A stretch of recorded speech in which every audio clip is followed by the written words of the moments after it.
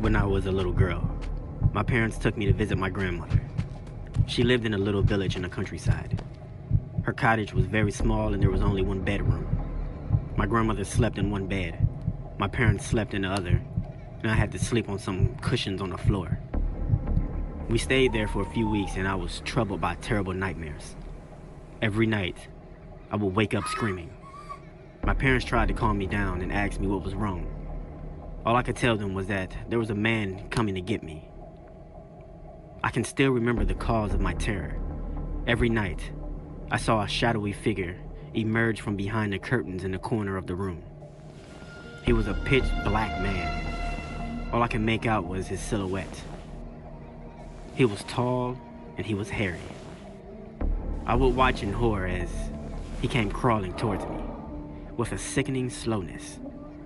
He came up to me and he whispered something in my ear.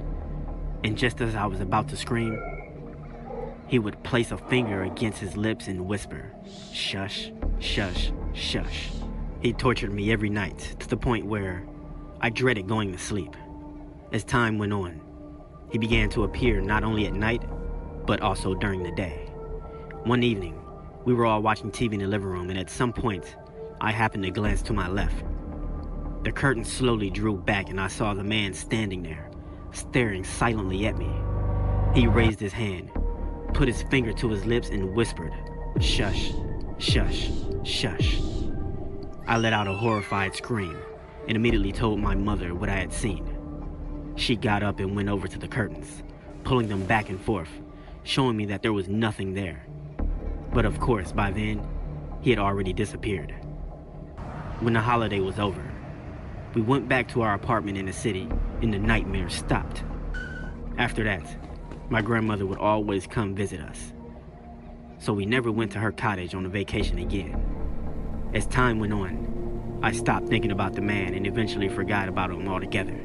One summer, when I was 13 years old and my little brother was 5 years old, we went to stay with my grandmother again. My parents were in the kitchen, having a cup of tea with my grandmother. They asked me to get my little brother ready for bed.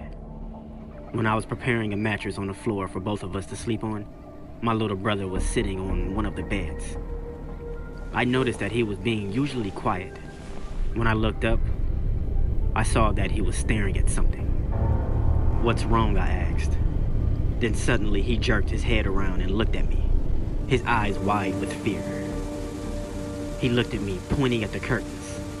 The shush-shush man is standing there. Needless to say, my brother and I spent the night